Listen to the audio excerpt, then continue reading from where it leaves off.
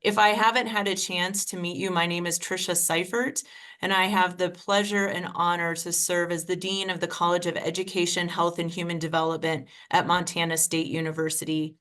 And it's really a pleasure to be with an incredible team of presenters tonight to share about how to engage in the legislative process as the Montana legislative session has now concluded its fourth day of the 2025 session. If I could invite you, please, to mute yourself so that when our presenters unmute to present, we're able to hear them clearly.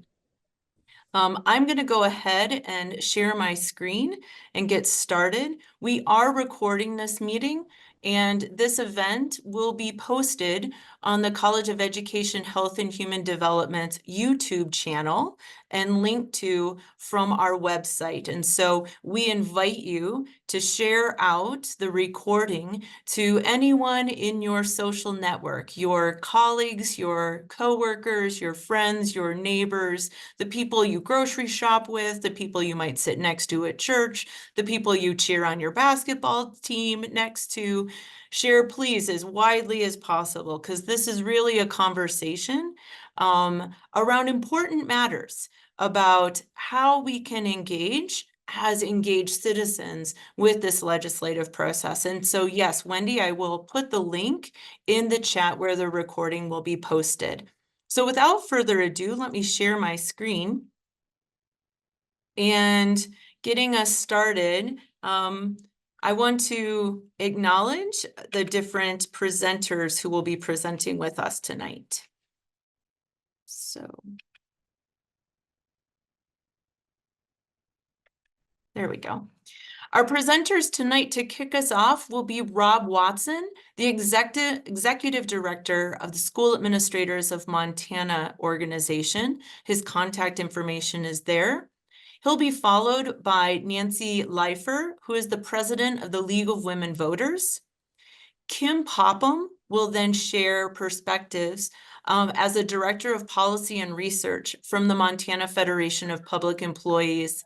And then we'll hear from a legislator who works and interfaces and interacts with constituents and stakeholders like you. Montana Legislative Representative for House District 81, Melissa Romano, who also is a local school teacher.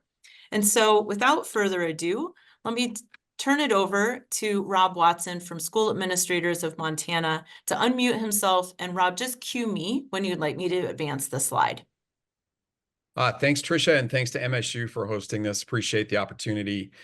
For those of you that don't know much about SAM, which is School Administrators of Montana, we are a nonprofit organization. We are not tied to any state agency. We are wholly funded by our membership, as well as some business partners and some grants that we write. But we have over 1,000 members statewide. Superintendents, principals, special ed directors, technology directors, and county superintendents. So when we speak at the legislature, we speak with that voice of the school administrator. And obviously, for our purposes, we speak solely about public education and things that have to deal with public education, public K-12 education. So that's where our focus is. Occasionally, you may hear the other advocacy group that we are under, and that's CAMPS. That's Coalition of Advocates for Montana's Public Schools. That is another partner group that has several other organizations like School Boards Association and School Business Officials. And we all band together during the legislative session to lobby under that name, Coalition of Advocates for Montana Public Schools. So if you either hear SAM or CAMPS, that's speaking of our organization and our partners. I think I'm ready, Tricia. Tricia asked about what sorts of education bills we're seeing this session, and we looked in the tracking software that we use, and I categorized it among several categories. I'm not going to go through all of these categories. If you've got specific questions about one that I don't talk about, feel free to put it in the chat and I can get to it later. But I will talk about some of the bigger categories that you see there. So in total, I mean, we're looking at about 280 education bills. Those are just titles right now. Not all of them will result in actual legislation. But right now I'm currently tracking about 280 bills that at least have the title that say they have something to do with education. So later on, Kim Popham will tell you that there's more than 4,000 bill titles in the system right now. So that's a lot of bill titles. They won't all end up at legislation, but we're looking at just the education ones for our organization, and that's about 280. I categorized it into these several categories. I just thought it'd be good to talk about some of the big ones that you're seeing there. You'll see the first large yellow pie is curriculum. So you may ask, like, what's a curriculum bill? And so curriculum bill, like I'll just give you a couple examples. There's a bill related to media literacy and getting that into the statewide curriculum standards. There's a bill to, in fact, Representative Romano is carrying this bill to add early numeracy to early literacy. So focusing on numeracy for our youngest learners. And then there's bills related to changing the graduation requirements. So those are a couple examples of curriculum bills, but there's a lot of curriculum bills. I think there's about 30 of them. The largest category there that you see, the orange category, is school funding, which is exciting for me because there's lots of bills out there related to school funding or have an action of changing school funding. So that's good news for us that we're talking about school funding. I think it's a high priority for a lot of folks. So um, probably the ones you're going to hear about the most, there's a funding bill coming up quick related to the inflationary increases that our school districts receive. So that bill's coming up here pretty quick. There's also going to be a larger funding bill later in the session related to teacher pay. And so two hot button topics, inflation and teacher pay, that are going to be addressed, and that's those school funding bills. There's a kind of a catch-all category that I call procedures, and there's lots of stuff that falls in there. I won't, I'm not trying to scare anybody by any of these, but these are just some of the random bill titles that you'll see in the procedures bills. There's a bill out there about displaying the 10 Commandments in classrooms. That was something that was passed in other states. So not a surprise that we're starting to see that bill here in Montana. There's bills related to immunization laws, which affect schools because we require immunizations for school enrollment. There's a bill coming up next week that related to the interstate compact for military children, which is something that um, lots of our communities, especially Great Falls, focus on that interstate compact for military children. But it's something important to all of us, and that one comes up almost every session to make some changes to that. School safety is a hot button topic. I know it's not a big piece of the pie there, but just a couple of things we're seeing in school safety. There's a seatbelt on school buses bill that will come up again. It was in the last session. There's also something called Alyssa's Law that has passed in other states. I encourage you to Google that. I won't go into the details of that, but Alyssa's Law is something that is a school safety bill that has passed in several other states, and it's being proposed here in Montana as well.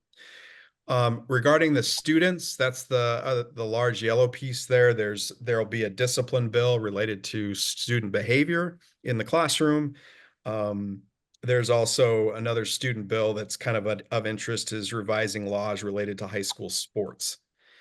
And then the green one, taxes and elections. Obviously, property taxes are of high interest to all of us. And so you're going to see some bills related to property taxes and how those impact school funding. You'll also see bills related to how we pass levies in our state, school levies. And so there's some changes recommended there as well. And then under teachers and staff, probably the biggest number of bills you're going to see there. There's some pension bills that impact how we fund retirement, teacher retirement system. There's also a statewide insurance health plan that passed in the last session, but we need to make some tweaks to that insurance plan. So that's also in that teachers and staff category. So in all, like I said, 280 bills that I'm currently tracking. Not all of those will end up in legislation, but I would expect by the end of this session, we're probably going to be about 150 to 160 bills. That's where I was last session. Next slide.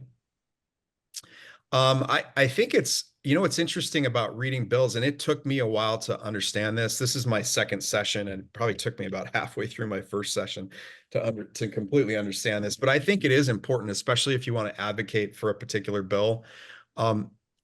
some of these bills are really long. Representative Romano has a bill that's like 30 pages long, and there's reasons for that. It's not all important stuff, but it's just the way it worked out in the bill. But some of these bills are really long, and so it's important to know what to look for. And what I always do with the bill is I look for the changes. So I gave you a snapshot of a bill here. This was oh shoot, this was the school funding laws regarding the second enrollment count. And so you can see this is Representative Romano's bill. Her name is up there at the top, but you can see in the code there where they have something struck out and then something underlined. That's what you want to look for in a bill. So I tell you this because some of these bills get really long and you might read a piece of the bill and you might say, well, I don't like that piece of the bill, but if it isn't struck out or if it isn't underlined, then it's probably already in state law, which means there's no change to it. So you want to look for where they're making the changes because like this particular bill, they're recommending a change in the count day of when we count students. So it just gives you a quick tip as you look through the bill, look for those things that are underlined or struck out. That's where the significant change is. So when you go in to testify, you want to focus your testimony on the changes. Don't necessarily talk about other parts of the bill because those parts may not be changed. They may already be in state law and it wouldn't make sense to comment on those. Okay, next slide. Here's a bill. Here's an example of a bill where all of it is new law. So this does happen occasionally, and you'll see it right there at the top where it says new section. Obviously, since all of it is new, they're not going to underline all of it, but the entire section there is all new law. And so as you're reading through a bill, if you ever get to one of those things where it says new section, that whole section is new. So it's not going to be underlined showing that it's new because it's all new law. So that's all free to comment on that stuff because it's all new law. Okay, next slide. And then final thing to note always is at the very, very bottom of every bill, they have an effective date, which means when does the bill take effect? Most of these bills, probably 95% of them are going to take effect on July 1 of 2025, especially the education bills. However, sometimes bills will say they take effect as soon as it's passed. That'll say as soon as it's passed and signed by the governor, it takes effect. Sometimes bills will have a delayed effective date. We had a bill this last session that had a delayed effective date that didn't go into effect until a full year after the session was over. So it's really important to note that effective date too, especially if you're tracking the bill and wanting to know when it's going to apply. I think those are all my slides, Trisha. Yeah. Thank you. Thank you so much, Rob, for sharing how to look at pieces of legislation. If I could ask everyone who is not presenting to mute themselves, I'd appreciate that. As I get ready to announce and introduce Nancy Leifer from the League of Women Voters. The order of our presentation is really built on this arc of what's going on in the context of this legislative session. And so Rob gave us a set of the lay of the land. What are the different kinds of education bills that we're seeing already? And what are their topic areas? The League of Women Voters is an organization that really studies those bills and engages as a group of everyday citizens. And so I'm excited to share with you and invite Nancy Leifer to say a little bit more about the League of Women Voters and how they engage with their members and the legislative process. So Nancy, please unmute yourself. Thank you, Tricia. I wanted to just start out by sort of grounding us in this quotation that is a paraphrase from John Dewey from 1899. Participation in the schoolroom community is the training ground of democracy. Not only is character shaped by the dynamics of this interaction, but also both the image of the self and the understanding of how a society functions come out of the give and take and the compromise that neither family nor church nor neighborhood can provide as lavishly does the American classroom with its Tower of Babel of many voices, languages, cultures, and belief systems. when the atmosphere it fosters is a healthy one, the school is a democratizing institution. I just wanted to start with that because people may think, well, what's the connection between the League of Women Voters and public education? And I think that's probably the best description of what it is that the League is most concerned about. Let's go to the next slide. So we are, in fact, very focused on public education in terms of it being one of the building blocks of democracy. We need to have our young people receive good education so that they have the skills and tools to be able to participate, to think for themselves, to have an understanding of civics and how government works, etc. But I think also it's that felt experience of being in a public school, as described by that previous quote, that really is also very core to our democracy, in that people have this opportunity in a public school to get to know people of very diverse backgrounds, and that doesn't always happen anywhere else. That's why the public nature of school is so critical in creating that understanding of how a society functions and having that free public education there for all children to be able to participate and all children to be able to get the education that they need. I think we can go to the next slide. So the League of Women Voters, we are concerned about the quality of our democracy and our ability to engage in this give and take. And that allows us to grow stronger as a democracy. In order to do that, we are a nonpartisan organization. We do not endorse candidates. We do not endorse political parties. And our major focus is to help citizens get the skills and information that they do need to participate responsibly in the give and take that is our democracy. Next slide. We have two major roles that we perform if you kind of look at everything that we do. One of them is voter services. And my guess is some of you have probably encountered some of our volunteers somewhere around the state doing voter registration at various different events like naturalization ceremonies, or in fact, participating in parades or other events, and working with our criminal justice system to help make sure that those people who are coming out of that system know that they can indeed reclaim their right to vote. The other thing that we're engaged in is action and advocacy. And I think this is where we have our deepest level of engagement with our membership, because every time the League steps out to advocate for something, that represents an enormous amount of study and debate and consensus building that has gone on within the League to be able to arrive at a position that allows us to take action. We don't do this easily. In fact, I always joke because if you join the League, you will probably get bored to death with a ton of detail, because that's what we do. We just get into the details. So yeah, if we have an area that we're concerned about, the first thing we do is gather up a whole bunch of information about the whole broad spectrum of what that issue is. We give it to all of our members to study and read. We come together and talk about the whole thing. And then we see if there's any consensus about what direction we think should be taken in that particular issue area. We're engaged in that process midstream right now in this very moment on the issue of financing public education in Montana. We've carved out a small chunk of those financing issues, and we've done and compiled a bunch of information about them. And we are in midstream now in our consensus process, where we have all of that material read. Each local league then engages in discussion, reviews, and looks at the consensus to see if they're there with other leagues and agreeing on what to do about it. And then we'll, if in fact we get consensus, we will vote and adopt that particular position at our convention coming up in June. So it's a very involved process that we go through if we're ever going to look at and change a position on an issue or come up with a position on an issue. If you would like to, you can see our briefing book. It's on our website. There's a link there that will take you there, or you can just Google League of Women Voters of Montana, and be sure you go, there's a couple sites that pop up. There are two of them. One is ours and the other is one that National maintains for us.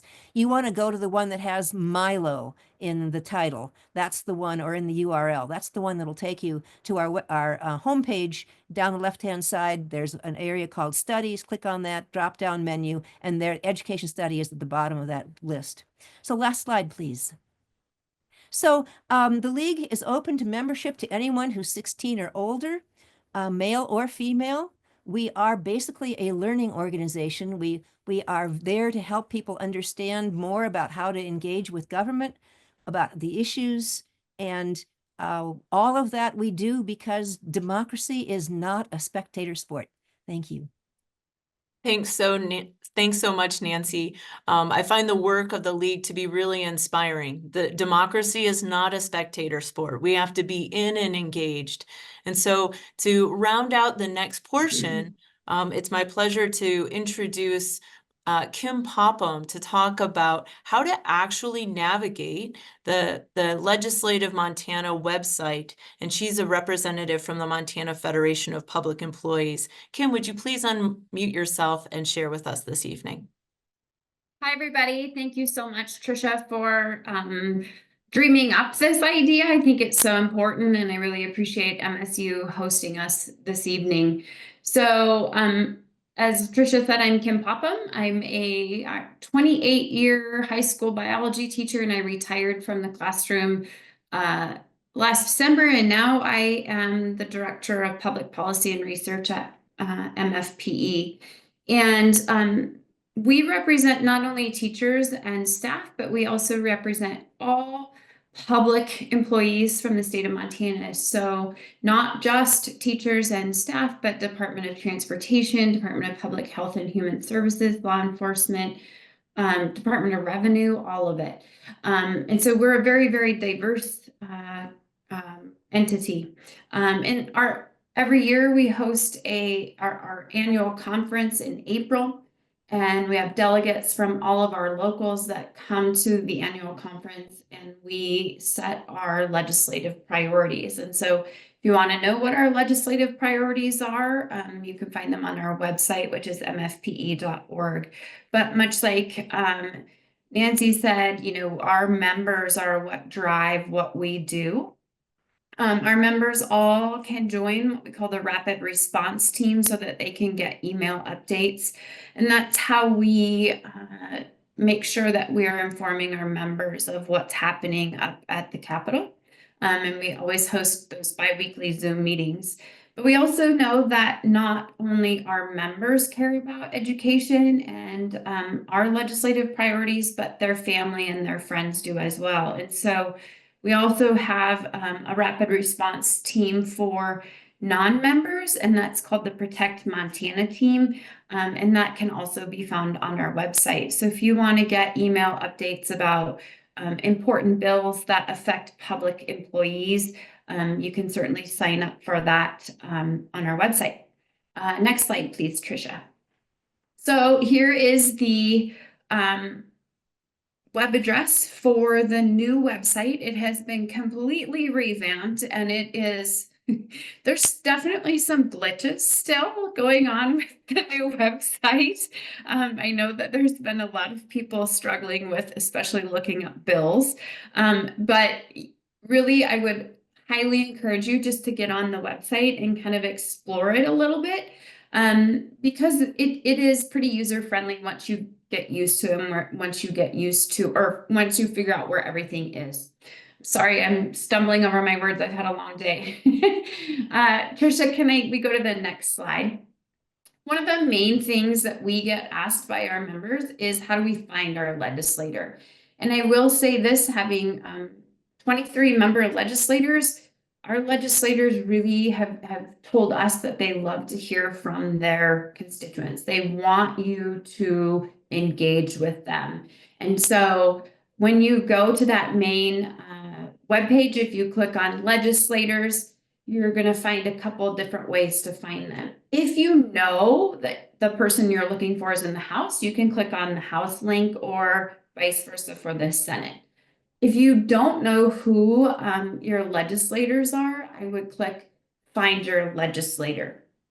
If you want to just go directly, if you know your legislator's name, you can click Search Legislators, and then you can search. And I think I have a slide on here coming up that will show you how to search for them. So, Trisha, next slide, please. So if you look on, if you click Find Your Legislator, you get this map. And I think, I have to be honest, I think that this map is not the easiest tool to navigate, but you have to click on your area. And then it will bring up the list. And so you can, if you look at that picture, I chose Senator Pope because I had had a meeting with him earlier. And so, and I am from the Gallatin Valley. So if you look, you can see there's some arrows down there at the bottom, and you can just click through those arrows. And I had to cut the pop-up so you can't see it all, but you can slide down or scroll down, sorry, and you can find their phone number, and you can find their web address, and you can find their email address by clicking on or scrolling down on the picture. So the nice thing about that is you can see what they look like, you can see where they are, and then get their phone number and their email on there as well. Next slide, please, Tricia. Like I said, there are, I think Rob alluded to it, there are about 4,235 proposed bills if you look on Bill Explorer. And I will add, Rob mentioned the inflation bill for school funding. It's actually being heard tomorrow afternoon. And so it will be in the House Education Committee. And so we will be hearing that one tomorrow. But if you, there's a couple different ways you can navigate this. You can click the event calendar, and it shows a list of the bill hearings by date. I really like that because you can look at it for the month, for the week, for the day, that sort of thing. And so I like that event calendar. If you're brave, you can click on that Bill Explorer, and it brings up the list of bills, which you'll see on the next slide. Thank you. And you can see there's 43 pages of bills. And over on the left-hand side, you can see the bill number. You can see the LC, which is what it is before it becomes a bill. So when one of the legislators proposes a bill, they hold that title and it is assigned an LC number. Once the bill is drafted, it's either going to have a Senate bill number or a House bill. So SB is Senate bill, HB is House bill. You can see the primary sponsors there, and then the status date, and then all the way over the status, it tells you that it has been referred to committee. Once it's referred to committee, that's where it's going to be presented by the bill sponsor, and the committee will hear about the bill, and then proponents and opponents can go in and testify once it's in committee. This is where I don't really like the new website and where there are some glitches to it. It seems like you should be able to just search for the bill or the LC number or the sponsor up in the search bar. To me, that doesn't work very easily. I have found that if you click on the filters up there, which is in the upper right-hand corner, if you click on that filters, it brings up a panel over on the left-hand side, and you can filter, I think, by, I usually filter by sponsor, but that's also because I know who's writing these bills. Any lay person, I think if you were to filter it by subject, you can click on education, or I tend to follow education and pension bills, so I oftentimes click on those two things.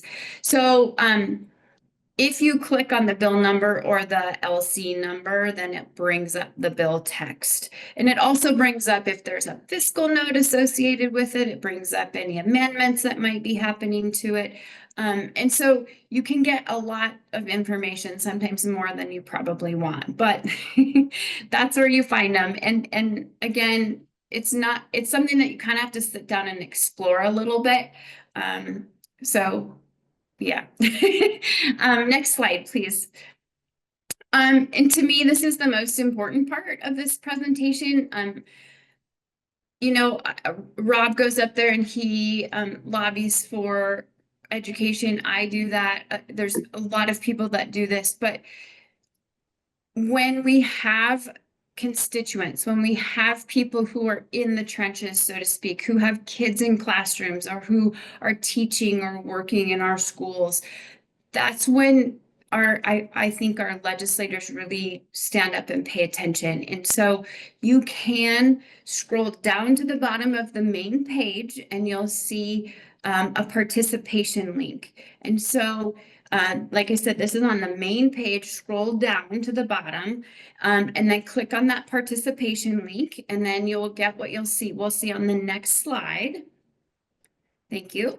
And so there's two different ways that you can participate. So you can schedule to testify via Zoom. And by clicking on the remote participation, you can click on that, and then it will have you sign up on a form, and then they send you a link. The cool thing about the updated website is in previous sessions, you had to register to testify via Zoom by 5 o'clock the day before the bill was being heard. But it looks like they have changed it so that you can sign up to testify remotely up to 2 hours before the meeting. So that's really nice because sometimes, life gets out of hand and you're like sitting down after dinner, like, oh, I wanted to testify, and then you couldn't do it in previous sessions. Now it sounds like you can do that. I have not had anybody say that yes, this is indeed true or not, but I would certainly try it if I were you. So you can also if you don't want to testify on Zoom, then you can also provide written testimony. So you can click on there and it will email the entire committee your comments. And the nice thing about that is that becomes public record.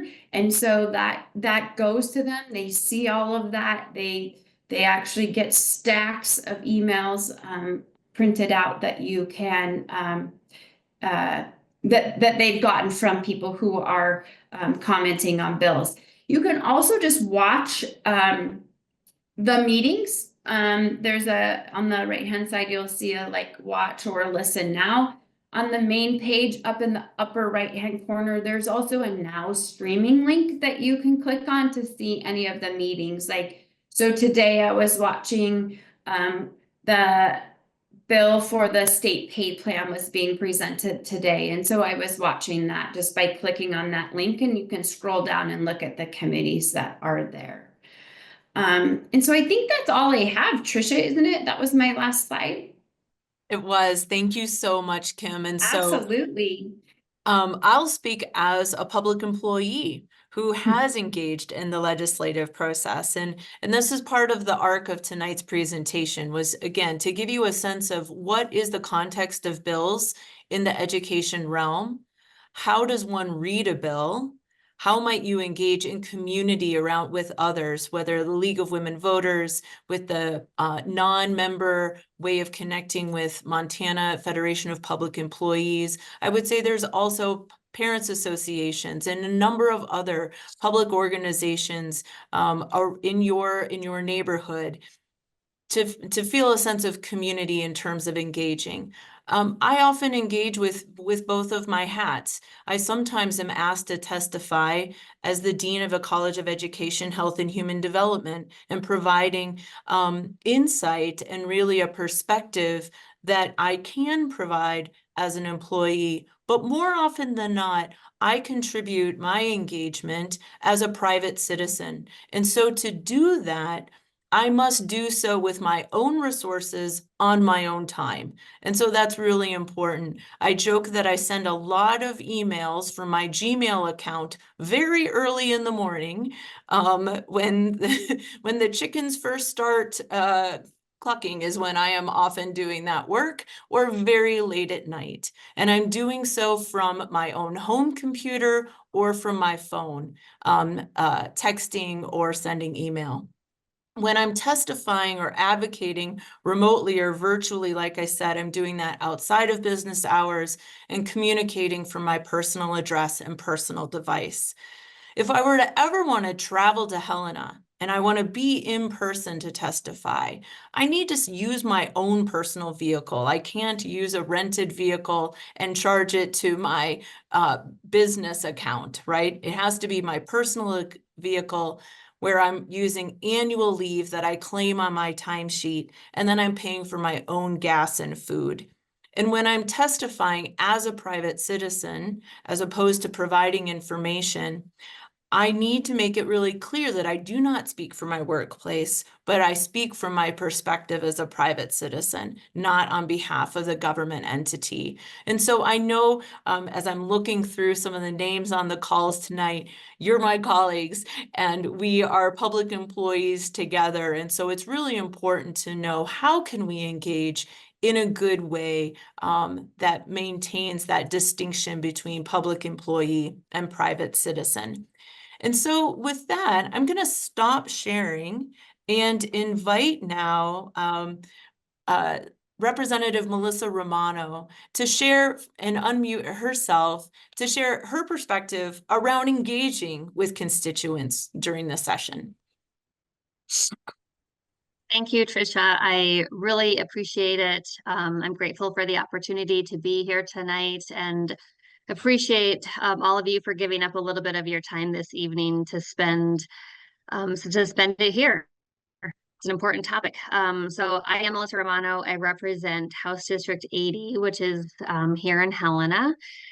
I serve on the House Education Committee, also the Tax Committee, and the House Agriculture Committee. And I am also elected as one of the 4 minority whips. And I cannot stress enough how valuable it is to hear from constituents. As a legislator, we see lobbyists up and down the halls of the Capitol. We know that they get paid to lobby for bills. It means the world to us when we see real citizens who are coming in and telling their own personal stories. And so I want to just sort of remind folks about some different opportunities about when you could come in and share your stories, or when it would be an appropriate time to give a phone call or send an email. So often an obvious time that you might come in person would be for a bill hearing. And again, you could do that via Zoom if you so chose, and Kim showed you how to do that. But coming in person is a great way to make an impact. When you do that, if you are traveling and if it's a bill that is controversial and there's a lot of proponents or opponents, sometimes the chair can limit testimony to just a couple of minutes. So it's really important to have your talking points succinct and down. So just know that and don't take it personal. We still really want to hear from you, but time is limited. And so showing up at a hearing is really great. And then also, then the committee at some point will take action on that bill. If the bill passes, it will go up to the floor for action. At that point, that would be a great time for email, right? So if you want the entire floor to be voting a certain way on a bill, that's a great way to remind legislators outside of that committee to vote the way you want them to. And so that would be a time where you might want to vote, or where you might want to contact a legislator who wasn't on that committee, particularly if it's your legislator. I will put a plug in for, and again, this is just my experience. Everyone's different. So I don't want to paint a broad brush and say every legislator does it the way I do it, or that everyone is like me. But from my experience and with colleagues that I've talked to, we tend to prioritize constituents in our own districts first, right? So like when we're looking at emails or messages that we're getting from folks, we sort of like categorize them, right? So we put them like in like little piles, like, oh, these are all the ones from the folks in my district. And then we put all the other ones in another pile. And so we go through our ones in our district first. And then we say, okay, who else is chiming in? And so just know that like your voice is still important, but we will like I tend to look at my constituents first, and then we'll say, okay, who else is talking about this? And so emailing before a vote is going to happen on the floor is important. And same is true before the third vote. So, or before the third reading. So a vote will happen at second reading. We'll have a third reading as well. And that's quick. So it's only a day. And so that's often like that comes quick and fast. And if you are like part of MFPE and you're involved with MFPE at all, like you might get messages from them that say, hey, like email your legislator right now. And so that would be another opportunity that means that's saying like we really want you to tell your legislator to vote a certain way. And then the other time that I think is really important and probably isn't utilized as much as it should be is after a vote and thanking your legislator. That means a lot, particularly if they took a vote that was hard or it was it might make you feel like not great, like I had to vote a certain way and like maybe it's not great. Just a vote or just a little note that says thanks for doing that.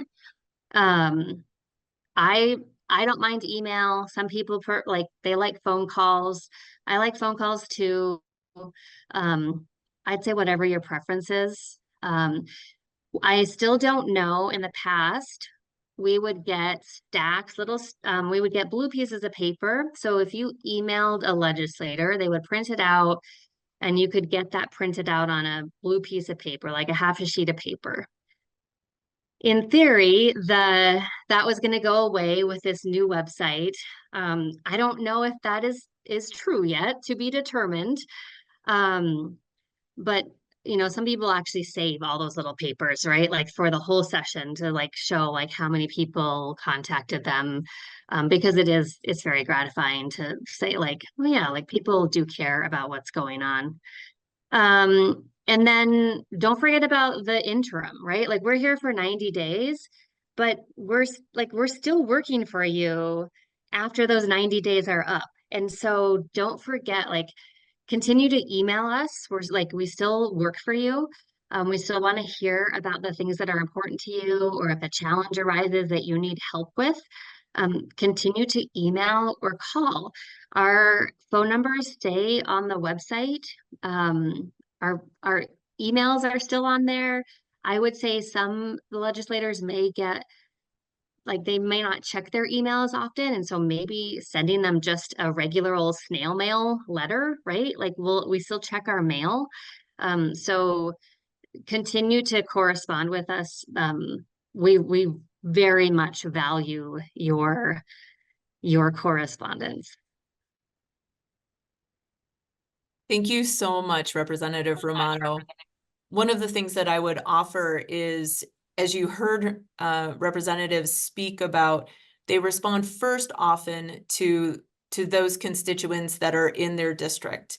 And so I would recommend in reaching out to acknowledge what your address is, because your Gmail account does not say what House district or what Senate district you're in, but your physical mailing address does. So I would begin with where I live and then with my comments so that they move my email up.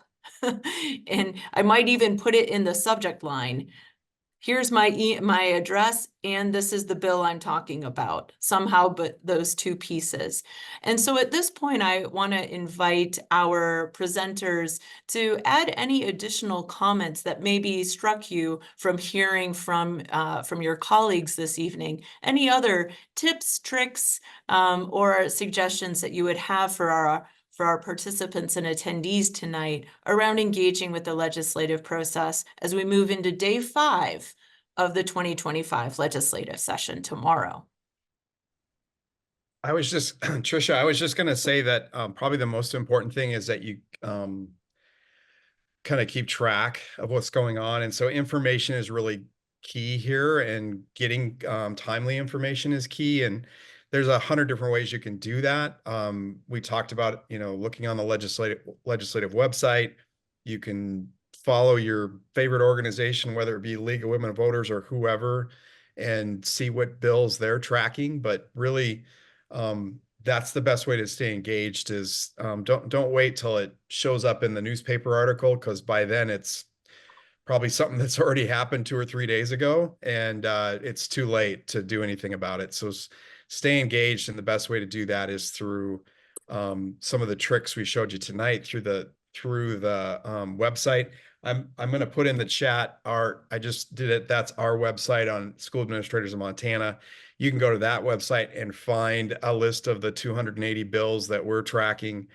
You can also find Kim Popham reminded me of this. We also created a spreadsheet that shows the legislators broken out by school district. So if you want to just see the ones that are tied to your school district, we have that on our website there too on that. But I think the most important thing is to stay engaged and not wait until the information comes to you. You have to go out and seek the information, especially on important bills that you want to follow. And Tricia, I just have a question for Representative Romano. On the website for the legislature, in addition to the part that you can use to go and testify, they have one that you can just send comments. And I'm wondering, I know you had just mentioned that apparently they're not coming out on slips of paper. Do you have any how would that part work, or do you know yet how that particular way of sending information works? Yeah, so each legislator, we now all have a legislator portal that's unique to us. So I can go in and I have my own personal private agenda, and I can check the status of my bills. And it's unique to me. And so we all have that. And in theory, that's where our comments would have gone.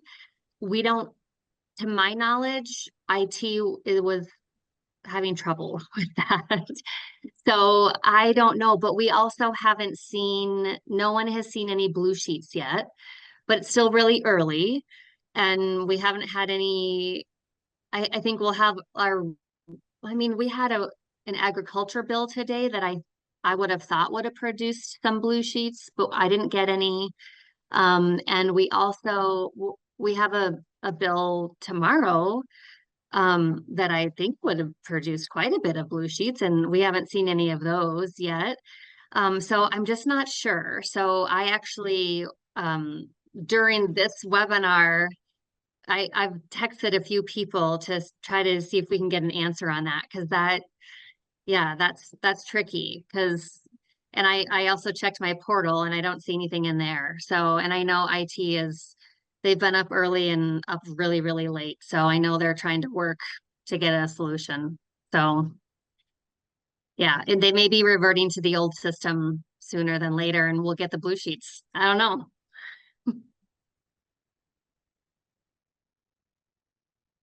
Kim or And Nancy, Tricia, do you have, yeah, go ahead, please. I was just gonna say, I did put a link to our legislative program in the chat if anybody wants to check it out. And I would just reiterate what Rob said. I think it's really important for people to be active in this. And our legislators work for the people of Montana, and we are the people of Montana. And so if you want change, then you have to affect change, I guess. So being involved and making sure that you understand what's going on, I think is really important. I received a question in the chat, and if anyone else has questions, please address them to me in the chat and I will read them out to our presenters. So on the legmt.gov website, there is a stream/listen section, and it has a space for agenda and handout. But the handout section doesn't usually have the actual handouts. And so Wendy Fonz is asking, is there a spot where the handouts are available for public to view before the actual date? I can answer that. So the short answer is no. So if it's a handout, so typically a committee would get handouts during a hearing, right? So somebody comes to talk about an education bill and they have a handout that they want all of the committee members to have. And so we all get that.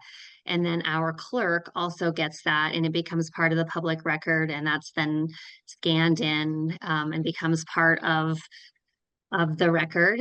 And then it eventually gets in there, but of course it takes a while because it just takes a while. And so eventually when you go back, you know, when you go back to look at the video or view the handouts, it's in there.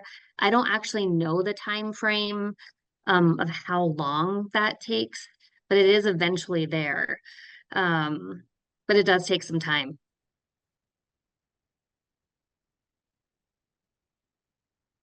Thank you for providing that clarification. Please feel free. I'm seeing, can the public find out the bills that a legislator is sponsoring? We've had that ability in past sessions. And I think that might be under the filters component. Kim, do you want to say a little bit more about how to do that?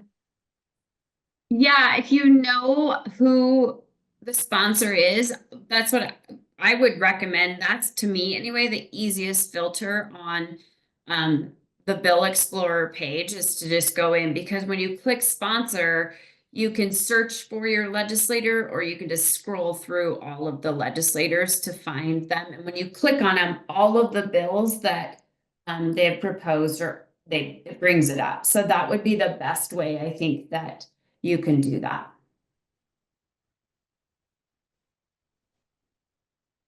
I also received a question, a clarifying question around those of us who work in higher education and often are asked by legislators to help with bill drafts or provide additional guidance and perspectives on different bills. And the question is that something I should plan on doing with outside of my employment capacity as a private citizen, or would my input be considered supported from my employment capacity? And that's a great question. And I would say that the general protocol within the Montana University system is that when an employee of the higher education institutions are approached, that you share that invitation with the government relations person on your campus. So here at Montana State University in Bozeman, that would be Tracy Ellig, and get his perspective on how to engage in the most appropriate way. And I would say that in my advocacy work and my informational work, whenever I have a question, I ask Tracy Ellig.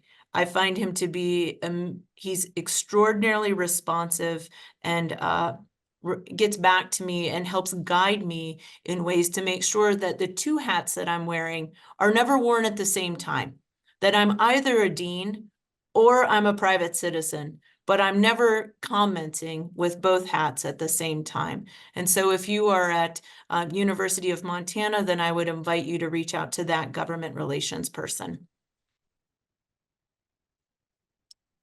Other questions? Looking here in the chat, see if I have anything. Any other comments from our presenters? Anything else you want to share? I had a question about what's currently going on in the Senate right now. We were a couple of days without the Senate really operating. They were somewhat of an argument over, and you may have seen news related to this argument over committee assignment and some of the rules around committee assignment. So there were a few days just recently where we weren't seeing any Senate bills move forward. They canceled all the Senate committees and so on and so forth. They met again tonight at 6 o'clock, and I think they're back on track. Am I right, Kim? Kim says no. Yes. They met, the vote did not change, and so they should be moving forward, and whether they will or not remains to be seen. When we were there this afternoon, they did schedule a few meetings, so Yeah. yeah, we'll see, because it has been on hold And our political director texted me and said that the vote did not change, and so the Senate is still at a standstill. Okay. So, right. yes, the people from that original committee had been reassigned, but I think there's still some angst. There's another question in the chat that I think I can address fairly quickly about mental health funding. There is mental health funding in the governor's budget for schools specifically. And it will be decided actually in the Joint Appropriations Committee related to public health. So that committee is called Section B. It's a Joint Appropriations Committee, and they will address the governor's budget for DPHHS. And there is a section, a recommendation in the governor's budget to invest some money in school-based behavioral health services. So be watching that Section B, specifically that part of the budget, to make sure that that goes through the legislature. Thanks for that, Rob. Are there other questions? Please feel free to put them in the chat. This has been an extraordinarily informative evening, and it has me motivated to be that engaged citizen, and I hope it has done the same for you.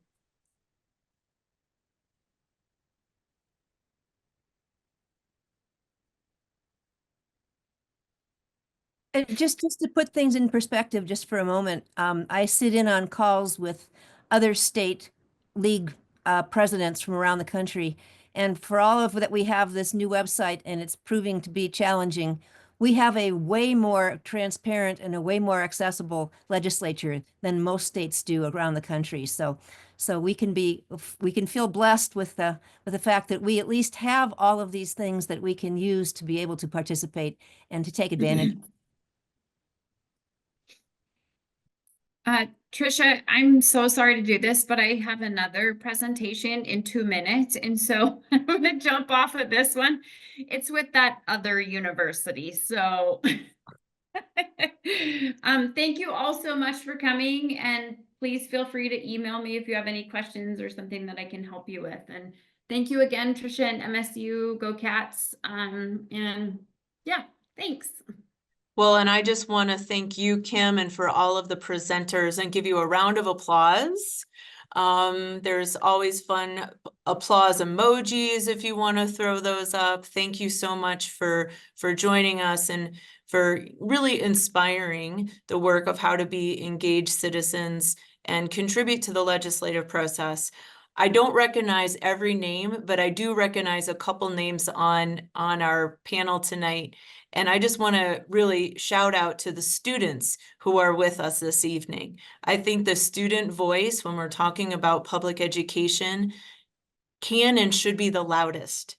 This is about you, and this is about your education. This is about your future. And so please continue to promote being engaged among your classmates, among your friends, among your neighbors, your coworkers, because we all have a voice and a role to play to make change and to ensure that our public education system lives up to the incredible promise that our Constitution in Montana holds. So thank you so much for joining tonight. Really appreciate your time. We'll be posting this recording, like I said, at the College of Education, Health and Human Development's YouTube channel, and we'll also have it available from our College of Education, Health and Human Development webpage on the Montana State University website. So thanks again, really appreciate all of your time, your questions. Thank you to Melissa and to Nancy, to Rob, and to Kim, who just had to leave. Thanks so much. Have a great night.